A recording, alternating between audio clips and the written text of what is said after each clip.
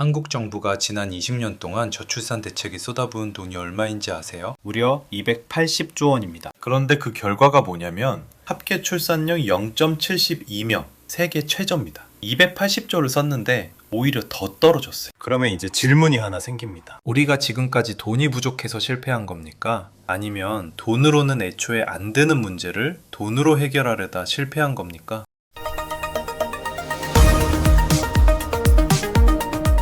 안녕하십니까. 오늘은 저출산 위기, 돈으로 해결할 수 있는 문제인가? 이 질문 가지고 GP, 잼미, 끌로와 토론해 보겠습니다. GP, 280조 썼는데 오히려 더 떨어졌다면 지금 정책 방향이 맞긴 한 겁니까? 결론부터 말씀드리면 돈의 방향이 잘못된 겁니다. 총액이 문제가 아니에요. 실제로 2024년 윤석열 정부가 발표한 저출생 대책을 보면 육아휴직급여 상한을 150만 원에서 250만 원으로 올리고 신생아 주택 특별 공급 청약 기회도 추가했습니다. 이게 88번 수정을 거친 최종안이에요. 민주당 전문위원도 고민은 많이 한 것 같다고 했을 정도입니다. 근데 왜 효과가 없냐?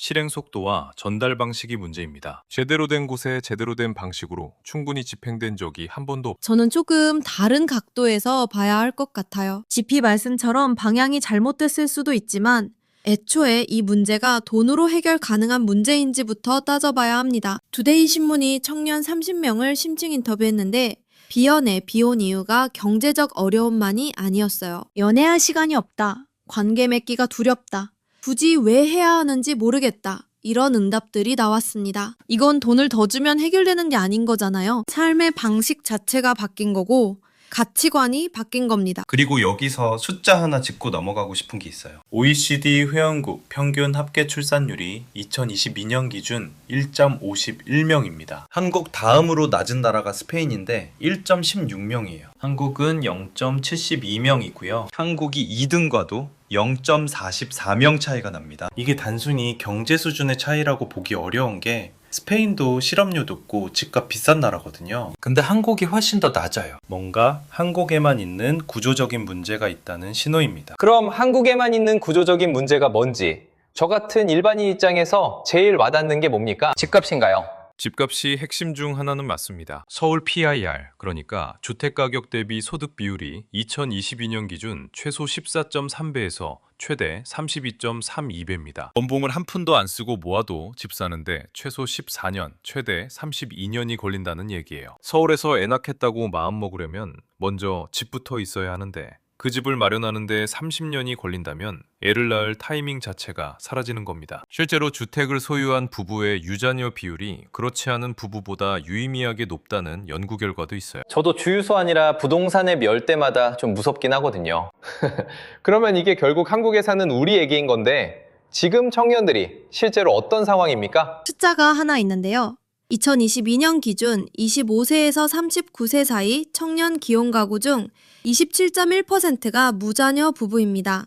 2013년에는 22.2%였어요. 10년 새 약 5%포인트 늘었어요. 그러니까 결혼은 했는데 아이를 안 낳는 부부가 급격히 늘고 있다는 겁니다. 이분들한테 왜 안 낳냐고 물으면 돈 때문이라는 대답이 많겠죠? 근데 저는 이게 단순히 돈 문제가 아니라 아이를 낳는다는 것 자체를 삶의 선택지로 놓지 않게 된 것 아닌가 싶어요. 이건 돈으로 바꾸기 어려운 거거든요. 잠깐, 끌로 말씀에 반박을 드리고 싶은 게 있어요. 가치관이 바뀌었다는 건 맞는데 그 가치관이 바뀐 원인이 뭐냐를 봐야 합니다. 주거비 부담, 양육비 부담, 경력 단절 불안, 이게 다 경제적 구조에서 나온 거 아닙니까? 가치관이 바뀐 게 원인이 아니라 결과예요. 경제 구조가 버텨줬다면 가치관도 달라졌을 수 있습니다. 그러면 돈의 문제를 해결하면 가치관도 따라올 수 있다는 논리가 성립하지 않습니까? 그 논리가 성립하려면 경제 지원이 실제로 가치관을 바꾼 사례가 있어야 하는데 저는 그걸 아직 못 봤습니다. 솔직히 말씀드리면 한국보다 훨씬 강력한 복지를 제공하는 나라들도 출산율 반등에 성공한 사례가 드물어요. 뭔가 구조적으로 다른 게 있다는 증거 아닐까요? 여기서 중국 얘기를 꼭 해야 할 것 같아요. 중국이 2026년 1월부터 콘돔이랑 피임약에 13% 부가가치세를 붙이기 시작했습니다. 피임을 비싸게 만들면 애를 더 낳겠지, 뭐 이런 논리인 건데요. 동시에 3세 이하 자녀 한 명당 500달러 이상 일시금을 주는 프로그램에 127억 달러를 배정했어요. 근데 텍사스 A&M 대학 포스턴 교수는 이게 거의 효과가 없을 거라고 단언했습니다. 중국 합계 출산율이 지금 1.0명이에요. 40년 넘게 연구한 학자가 안 된다고 하는 겁니다. 잼미, 그건 잘못된 정책의 사례고요. 효과 없는 돈 쓰기가 돈은 안 된다의 증거가 되는 건 아닙니다. 제대로 된 돈 쓰기가 뭔지를 봐야 해요. 여기서 유연근무제 얘기를 안 할 수가 없어요. 한국 근로자 중 유연근무제 활용 비율이 2021년에 16.8%까지 올랐다가 다시 15, 16% 수준으로 정체됐습니다. 그리고 스탠퍼드대 연구진이 2025년에 40개국 조사를 했는데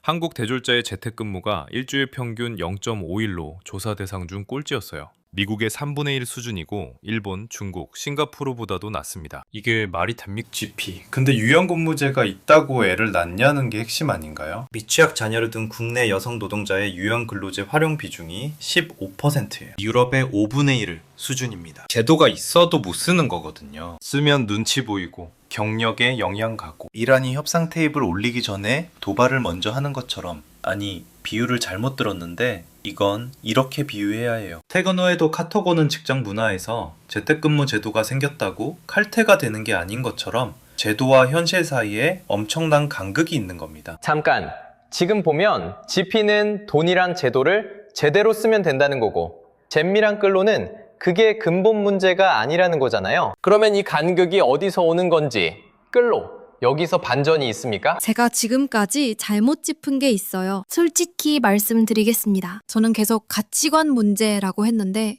사실 그게 절반만 맞는 말입니다. 진짜 반전은 이겁니다. GP가 말한 집값, 잼미가 말한 유연근무제 활용 못하는 문제.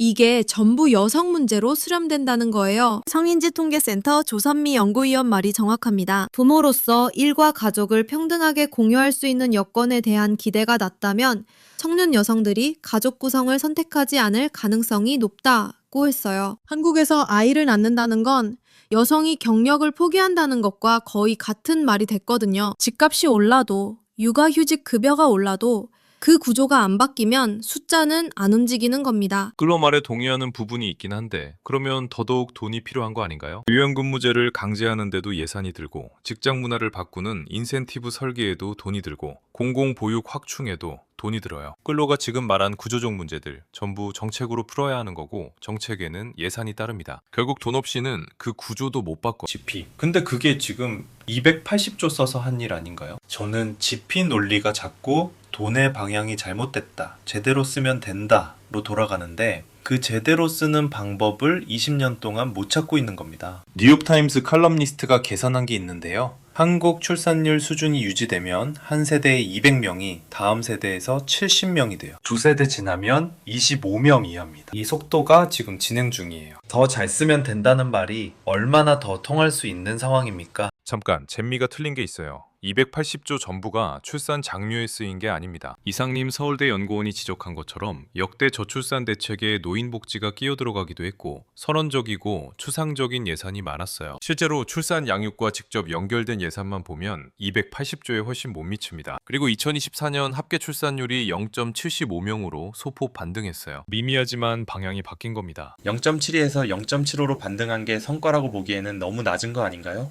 동반성장연구소 이다연 이사도 정확히 그 말을 했어요. 근본 원인을 건드리지 못하면 이런 임시 반등이 반복될 뿐이라고요. 잠깐요. 둘 다 승정 고르시고요. 지금 결국 핵심 싸움이 뭐냐면 돈이 문제냐 방향이 문제냐 이건데 끌로는 지금 이 싸움 보면서 어떻게 보세요?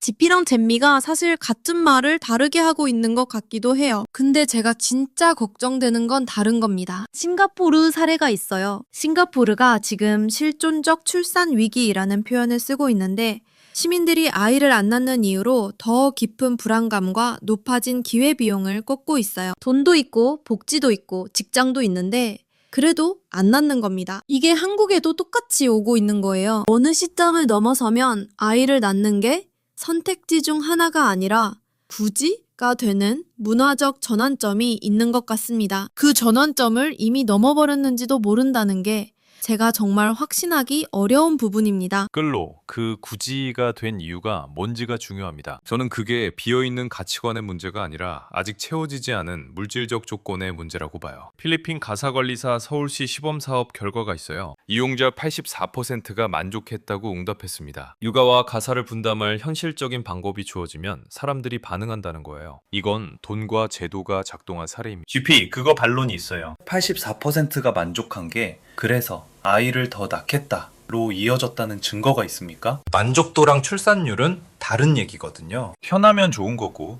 그게 아이를 낳는 이유가 되는 건 아닌 거잖아요. 2026년 글로벌 출산 위기 포럼에서 나온 말이 있어요. 단순히 출산 제한을 완화하거나 금전적 지원만으로는 지속 가능한 반등을 이끌어낼 수 없다는 게 실천을 통해 드러났다. 이게 국제적 컨센서스예요. 결국 오늘 이야기가 여기까지 왔네요.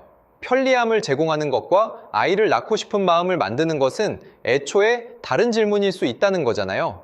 정책이 바꿀 수 있는 것과 바꿀 수 없는 것, 그 경계를 우리가 아직 제대로 못 짚은 채 돈부터 썼던 건 아닐까 싶기도 합니다.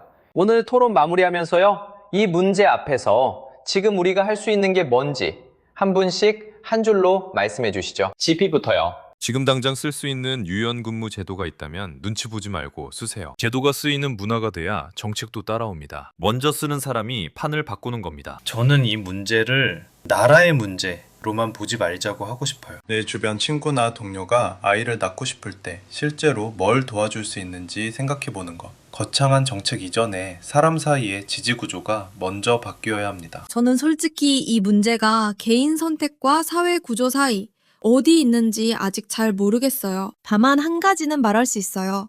아이를 낳겠다고 결심하는 사람이 바보 같은 선택을 한 게 아니라는 분위기를 만드는 게 먼저인 것 같습니다. 용기 있는 선택이라는 것, 사회가 함께 받쳐준다는 것을 느끼게 해주는 것, 그게 어떤 현금 지원보다 먼저 필요한 신호일 수 있습니다. 오늘 이야기 정리하면요, 돈이 아예 필요 없다는 게 아니라 돈만으로는 충분하지 않다는 게 세 분의 공통된 지점인 것 같습니다. 그러면 한 가지만 여러분께 질문을 드리고 마칩니다. 여러분 주변에서 아이를 낳겠다는 사람한테 지금 우리 사회가 어떤 말을 해주고 있습니까?